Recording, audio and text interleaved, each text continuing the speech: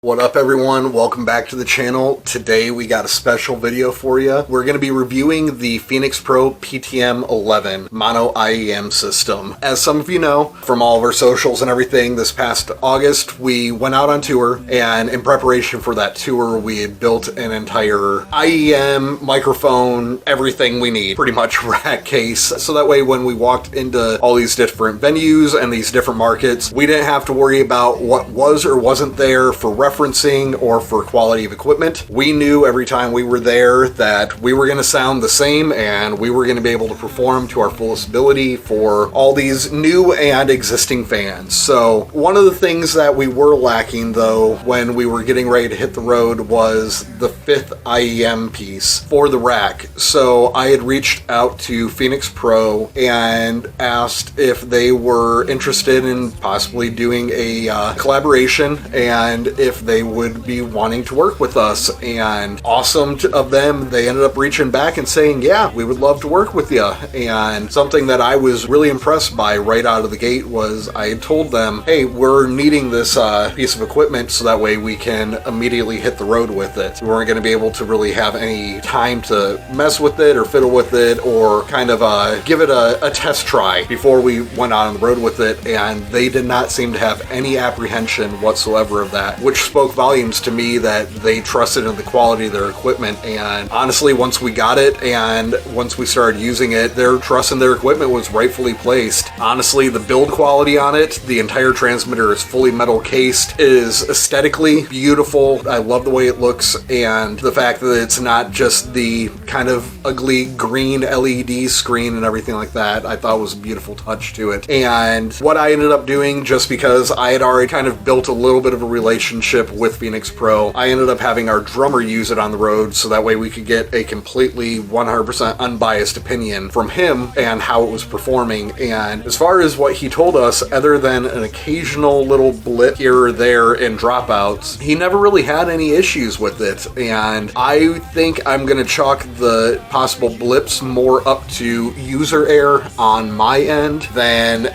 ever to Phenyx Pro. I personally didn't examine our combiner's megahertz range closely enough when I actually plugged in the Phenyx Pro to it, and it was just outside of the megahertz range on our combiner comparison to the megahertz range on the Phenyx Pro's unit. And as soon as I unplugged it from the combiner though and just plugged in the supplied antenna, not a single issue as far as dropouts were concerned. So performance wise, it met every expectation and we couldn't be happier with the performance of the piece of equipment. As far as pros, like I was saying, we were in multiple different states and multiple different markets with different types of frequencies going around us, and for it to walk into all these different markets and have all these different variables and not have constant dropout issues or compression issues or anything like that was amazing for us. It made what can be a very stressful environment at least have one less piece of stress for us to have to consider. So that was awesome.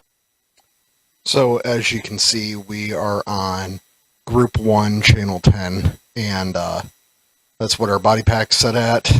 And there you can kind of make out that we are on Group 1, Channel 10 on the transmitter. So right now I'm going to actually walk down to the other floor of my house. I'm currently on the first floor. I'm going to walk down to my basement and let you guys kind of see what the sound quality is like. There'll be approximately 3 walls and obviously an entire floor separating me from the transmitter, so you'll get an actual opportunity to see what the degradation sounds like on all of this. I will say that out of the tour we did in August, we were playing multiple different markets, multiple different states, tons of different frequency spectrums to battle with, and I will say I do not remember us ever having a problem with any of this when we were in those markets. So I'm not saying that there isn't a chance that you might bump into a situation or a market that we didn't encounter and you might have issues, but we played in 4 different states on this tour and did not have an issue with battling with the frequency range on this one. So this is just kind of give you a good test of what the sound quality is like coming out of this.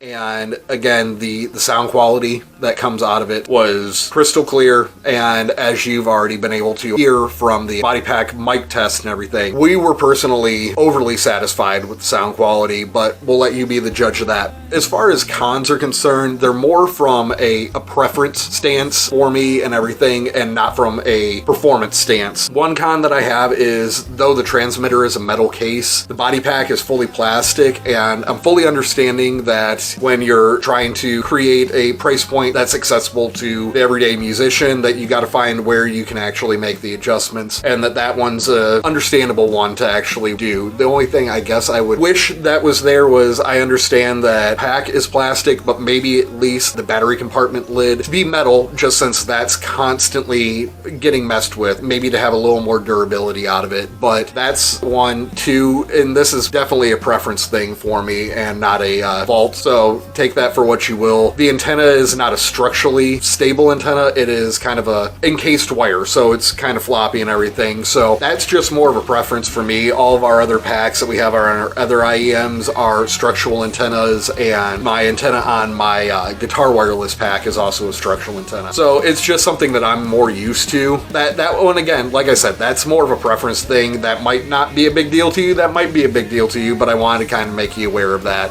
And then the only other thing that I really would like Phenyx Pro to actually list somewhere, because on the display for the transmitter, though it shows you the group and it shows you the channel, it doesn't let you know what your actual megahertz frequency is. I might just have overlooked it, but I wasn't even finding it anywhere in the owner's manual of what all the different megahertz frequencies actually are in the system. And the only reason I found out what frequency we were really on while we were on the road is because I have an RF scanner to kind of just test the noise floor in the room whenever we were walking into a venue, and that's the only reason I really was able to dial in what actual megahertz we were on with the Phenyx Pro. The only reason I state that I would really like a list of all of them is if we're going to be upgrading all of our other IEM systems to Phenyx Pro IEMs, it'd be really nice to know what megahertz we're actually at for a certain group and a certain channel, so that way ideally I can try to set all 5 of them as far apart as I possibly can from one another and deal with as little conflict as possible. They don't need to have it on the display or anything like that, but if at least there was some place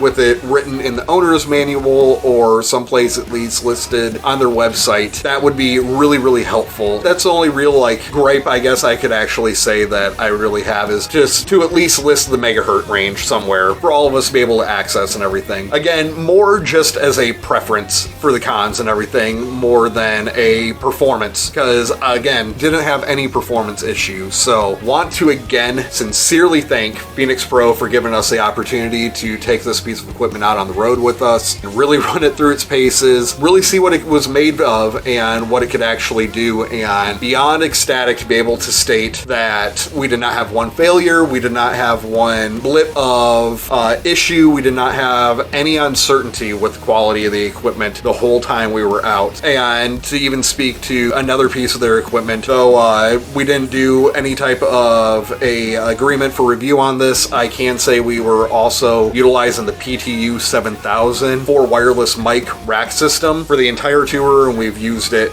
prior and we were using it since. That has been a tank, and I refer that piece of equipment to everybody that is in need of a multi-mic wireless system that needs to be able to actually have frequency adjustment and going into different markets and everything, because that thing has been phenomenal for us, and at a fraction of the cost of the Shure or the Sennheiser with all the same quality. So honestly, I know for a fact that Controller is going to be utilizing Phenyx Pro for a long time to come, regardless of partnerships or not with them, just because the quality of the equipment that we've managed to utilize so far has been phenomenal, and I have no reason to assume otherwise that anything else that we would use from them wouldn't be the same. So thank you again for checking out the video. We got another one coming up in not too long, hopefully, going over the entire rack case build with every piece of equipment in it. And the reason it's taking so long is I am also building an entire hyperlink list for all of you that want to actually build this, to be able to go and build one yourself the exact same way, or as close to the exact same way, I should say, is ours, and as close to the same price point as ours. So hopefully you'll look out for that one. Thanks again for checking us out. Thanks again to Phenyx Pro for the opportunity to work with you, and we will catch you later.